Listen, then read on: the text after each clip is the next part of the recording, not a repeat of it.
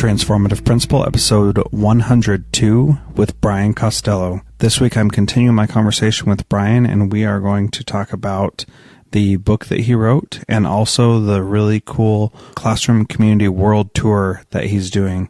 I think you're going to love it, and I can't wait for you to hear what he has to say about that.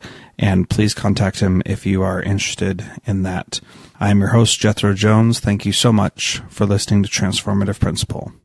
I do want to talk to you a little bit about the book that you recently wrote. So, the McGill and the Magic Hat. Did I get the name right or wrong? Sorry. It's Will McGill and the Magic Hat, yeah. Will McGill and the Magic Hat. All right. So, talk to us a little bit about the book that you wrote. So I started my educational career as an aide, as an instructional aide, while I was going back to school to get my teaching degree. And while I was there, I worked with some pretty interesting and awesome kids who kind of inspired me to create this character.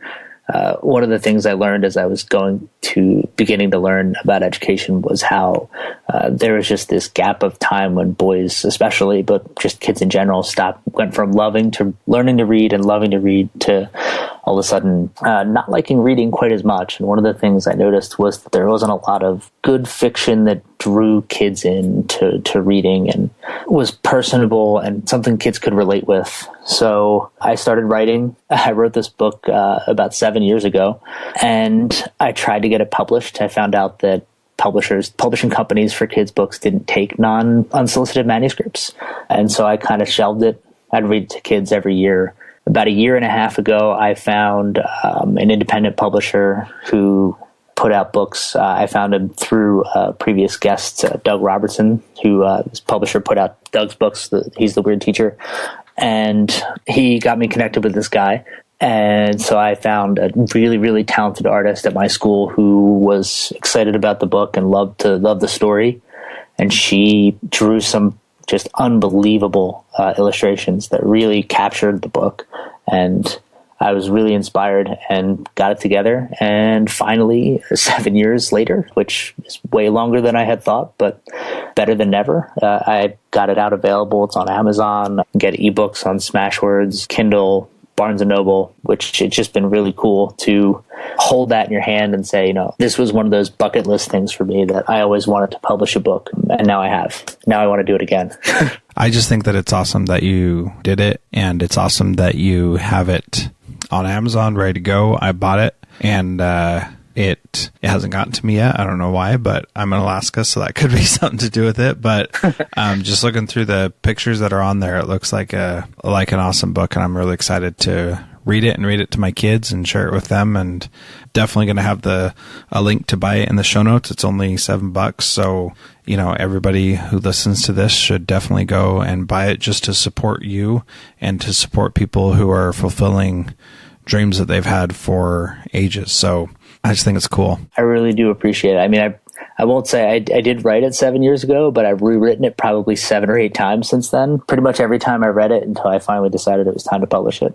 But yeah, I appreciate that. It's really cool to be able to say that I did this. And, to have my mom goes on Facebook and shares like, look what my son, the published author, just did. And I'm like, oh, wow, that's funny to have even your parents are excited about something like this, and they can show it off to their friends. And her excitement just makes me more excited about it. And it is a pretty good story, if I say so myself. And I've had great reviews from kids that have read it so far. Of course, they all know me, so they probably just like it because it was me. But you can't see my face right now, but I have a smile from ear to ear just talking about this because I love writing, and this was just so much fun to have it together and see it come into being, Yeah, that's really cool. And I was talking to my dad on FaceTime the other day, and he said, I don't really pay much attention to your interviews with people because they're usually just so incredibly boring. He's proud of me still, but I said, Dad, do you know that they are interviews? So I'm not actually just writing about them. I'm actually interviewing them, and you can listen to them. And he said, no, I didn't know you did that. and it's really funny because I know my dad has always been proud of me, but he thinks that what I do is so incredibly boring that he just can't bring himself to spend any time about it. And you, on the other hand, have something that is actually exciting and fun and a good kid's book that your parents, your mom, can actually really be proud of. So that's really cool. Yeah, I'm just thinking about it, just talking about it gets me smiling, like I said, from ear to ear. And to know that kids will be reading it and hopefully there'll be kids who enjoy it. It's awesome. The school has been really supportive. They're every month they have this, like they have an author of the month that they highlight, like a favorite author from a different teacher. So next month that will be me, which I'm pretty excited about, because seeing it on Amazon and having kids know that you're an author is just, it's really fun. And kids are like, I really like your book. And that kind of stuff really just makes you want to do it again. Now I'm just trying to figure out where I go from here with this. But it's awesome. It's so much fun to share that and see people actually enjoying it. Yeah, that is pretty cool. So you also do adult writing. Also, you're part of the Q blog. Do you want to talk adult writing? That could have come out better. We're adults. Writing for educators. So sorry about that. Oh no, that's funny. I could have let that go, but I know there'll be somebody out there who's sitting there giggling to themselves. Yeah, it's earphones. So not worth it to let that one go. I left that way wide open for you. But so I've been writing my own blog for about 2 years, and last year I wrote every day for 6 months in 2 different blogs, which was insane and probably a terrible idea. I recommend it to no one. But writing regularly is something I've tried to keep up with, and I've had a post published about, it was over the summer, Q blog about being connected and about encouraging others and finding ways to help others as opposed to judge others and make their teaching better as opposed to segregating.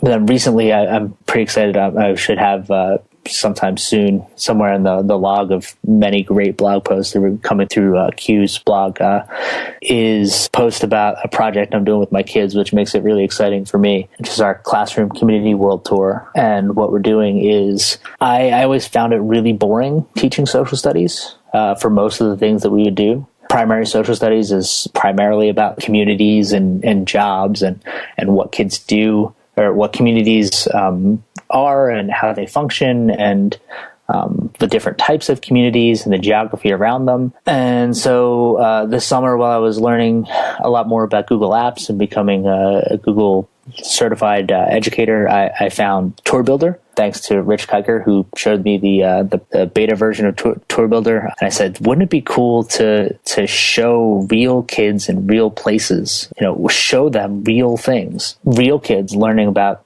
real urban communities and real suburban communities and real rural communities from the kids who live there, as opposed to reading about them and seeing one little picture in a book. Sure, we still read about them, but we also ask the kids who live there, what are your favorite games, and what kind of foods do you eat, and what kind of things do you learn in school? We take a look at their schools, their communities, using Google Maps. We walk around the streets of their town and really get a feel for who the kids are and what it's like to live there. That's pretty cool. I didn't know that Tour Builder was before talking to you about this. So how does that actually work? Do other kids in other districts or other communities go around and do the pictures for you? So what we've done, and we've only done a couple of these so far because, like I mentioned, it gets a little tight with time every once in a while, but we'll be picking up steam after Thanksgiving. Thanksgiving is one of those times where we actually have a lot of things to talk about in social studies besides community. So, although I guess that's also community discussion as well. But basically what we do is I line up some guests. Sometimes we have a project or something. So like for International Dot Day, we shared with Corey Graham, who works in Byron, Minnesota. We were sharing with some of her kids, and we shared our dots from the book The Dot by Peter Reynolds about making your mark on the world. And so we shared ours, and then we asked them some questions about where they lived. We send out a Google form. We use Google Maps to just tour around the community, and they take some pictures of their school. Second group we did it with was in Lake Mary, Florida, with Nicole Basilis. I did a presentation with her here in New Jersey. She was up here for a conference that I was in September, and then we went and connected our classes together. Her class took some pictures. My class wrote some extra questions for them. Her kids are near Disney World. So we have lots of questions for them and have a handful of other places lined up starting. We're going to kind of kick it into high gear and try to go to one place a week. I have, my kids want to go to Africa. So I'm working on finding some ways to work around time zones to get them to, connect with some kids in Africa, but they come up with questions. We ask some preliminary questions to get some ideas. And then what we do in Tour Builder is we take the pictures and the notes that we've gathered from the information we've talked about and any observations we have. We put the notes in the Tour Builder because there's a section for notes. There's a section for pictures. So we add some pictures into the school. And what happens is it will literally take you like a Google map on a bird's eye view flying from one place to another, and then zoom in on that location, and then your information pops up on the sides. You can have pictures and videos, you can add text. I'm not sure if you can add audio, I haven't tried that, but basically you can do pretty much anything to show them, to remind them. So what will happen at the end of the year is not only our kids, but all the other schools that we visited will have this map of locations where we've been, things that we've learned, and a summary of what that location is like and the differences we found between those locations and others. Wow. So that sounds pretty cool to me. And it definitely sounds a lot better than what social studies that I knew was like for elementary school. That's a pretty cool project. If people want to join in that with you, what's the best way for them to get a hold of you? They can connect with me on Twitter. They can send me an email. They can read the upcoming Q blog that should be out shortly. There'll be a Google form to fill out in there for anybody who's interested. That way I can kind of keep everybody straight. So far, it's just kind of been people I know already, people I've connected with through Twitter or Voxer or conferences. But I don't want to limit myself to that. I want to have the opportunity for anybody who's interested in connecting with my kids. It might be a couple weeks, it might be a couple months, but at some point, I want to take my kids to as many different types of places as possible so that they can really see the world. I mean, this was inspired by the fact for my kids that we're in a really small community. A lot of the kids don't go a lot of places. They don't see a lot of the world. And one of the things I always thought was if we could show kids more of what the world is like, then, they would be aware of more of the things that are open to them. So how can I do that? Well, through technology, I can at least bring them a little glimpse of that. It's not the same as, taking a vacation somewhere or going on a major trip, but it's better than not being aware of it at all. Yeah, that is absolutely the truth. That is pretty cool. So my daughter is in second grade, and I'm going to see if I can get her teacher to join in on this with you so that you can have someone out here in Alaska. You don't have anybody on Kodiak Island in Alaska, do you yet? Not yet, no. Not yet, but it sounds like we'll be lining that up. Sounds like a match made in heaven, if you ask me. Absolutely. I can't wait to Alaska to New Jersey. To tell my kids we'll be traveling to Alaska. They'll be pretty excited about that, I'm sure, because the farther away, the more exotic we can get, the more excited they are. So I have some places that are closer lined up, and the only reason I think that one of my group's kids will be excited is because they already know who the teacher is because we connected with her class last year. But a lot of it seems like the more interesting the place, obviously, the more excited. And anytime we take a look at it, they start asking, have you figured out a way for us to go to Africa? Can we go to Germany? Can we go to? I'm like, yeah. There's time zones, and then we have to make sure the classes that we're connecting with understand us and we understand them. And I guess there are ways around that. I have to kind of troubleshoot that if I can't get the classes that would speak English well enough for my kids to talk directly to them. I guess we could use some translating software or something, get them connected to a whole new avenue there. It would be even better. Yeah. So in my last district, I was part of this thing called Face to Faith, which was a thing run by the Tony Blair Faith Foundation, who was the former Prime Minister of Great Britain. Yep. And that was a really neat experience. And what surprised me was that when we were doing video conferences with people in India and Iraq and China and some other places I can't remember now off the top of my head, those kids actually all spoke English. And so I was surprised to see that they were all so fluent and could understand what we were saying and could communicate with us just fine. So, I'm not sure what it'll be like in In the lower grades, those are high school students, but there is a possibility that they may be able to speak English and you may not be aware of that. So, I'm sure that you'll be able to figure out a way to make that all happen. And anybody who's listening to this, if you can reach out to Brian and start making some of that happen, that would be really awesome. I know that we're getting close to your bedtime, or we must be. I don't sleep.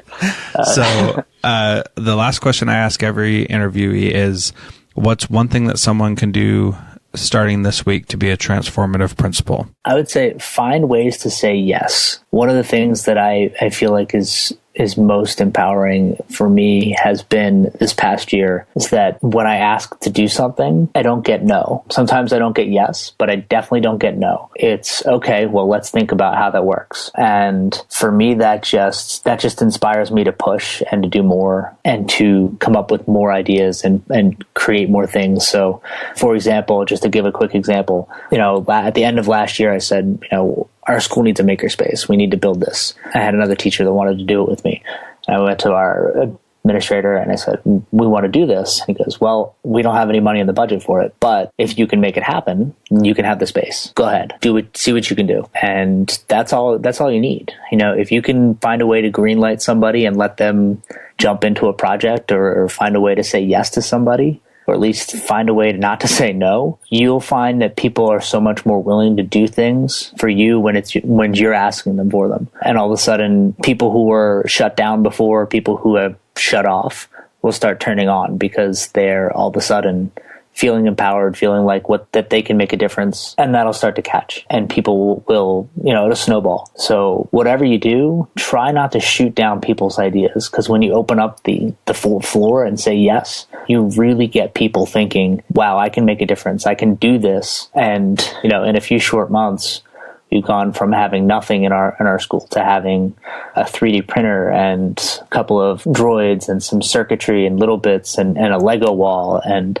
we have parents and community members and board members just pouring in donations and things like that to make this a reality. Parents hanging out in the makerspace, playing with their kids with Legos and taking apart DVD players and seeing how they work. And it's just kind of a lot of fun to see, as soon as someone says yes or says, go ahead and give it a shot, all of a sudden big, exciting things can happen from that. So you want to make big changes, find ways to say yes and make it possible for people to do more. Yeah, that's great advice. Brian, thank you so much for being on the podcast. You, as I said before, are an inspiration, and I appreciate your time and sharing your knowledge with us. Well, thank you so much for having me, Jethro. It's been, I can't believe we've been talking for almost an hour. It's been awesome. So thank you so much. What a great interview with Brian. He is a really awesome person, and when he becomes a principal, he is going to knock the socks off of whatever school he is lucky enough to have him. If you enjoyed listening to this podcast, please subscribe and give it a rating, and make sure you share it with your friends. That will really help other people learn from the amazing things that I am fortunate enough to learn from firsthand in these interviews. Also, if you sign up for my newsletter, I will send you the 5 ways to be a transformative principal. It's a little short thing that I put together from all over 100 episodes of interviews with principals and how to be transformative. I hope that you will sign up for that and take something away that will help you starting right away. I've been your host, Jethro Jones. Thank you for listening to the Transformative Principal Podcast. Transformative Principal is a proud member of the Edu Podcast Network. If you want to learn something new, check out Jennifer Gonzalez's Cult of Pedagogy podcast. She's got a great website with beautiful design and produces really great content all the time.